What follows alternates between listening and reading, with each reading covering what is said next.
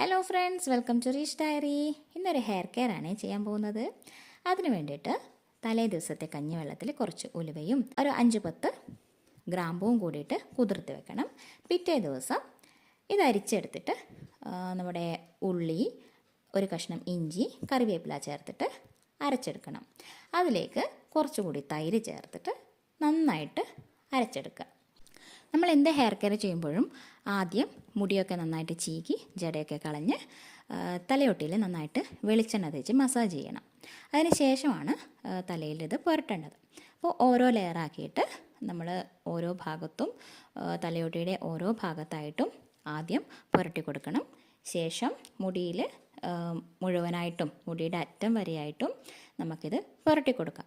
അപ്പോൾ ഒരു ദിവസം ചെയ്തു എന്ന് വെച്ചിട്ട് അതിൻ്റെ മാറ്റം കാണില്ല. ആഴ്ചയിലൊരു ദിവസം ചെയ്യുന്നത് ഏറ്റവും നല്ലതാണ്. അപ്പോൾ ഒരേ പൊടിക്കൈ തന്നെ എപ്പോഴും ഉപയോഗിക്കാതെ അതിൻ്റെ കൂടെ മറ്റെന്തെങ്കിലുമൊക്കെ പൊടിക്കൈകൾ ചെയ്യുന്നത് മുടിയുടെ ആ ഒരു ആരോഗ്യത്തിനും മാറ്റത്തിനും ഒക്കെ നല്ലതായിരിക്കും. ഇതുപോലത്തെ നല്ലൊരു പൊടിക്കൈയാണ് ഈ ഉലുവ കഞ്ഞിവെള്ളത്തിൽ കുതിർത്ത് വെച്ചിട്ട് നന്നായിട്ട് അരിച്ചെടുത്തിട്ട് തലയിൽ പുരട്ടുക. അപ്പോൾ നല്ല റിസൾട്ടാണ് കിട്ടുന്നത്. ഇത് രണ്ടും നിങ്ങളൊന്ന് ട്രൈ ചെയ്ത് നോക്കണേ.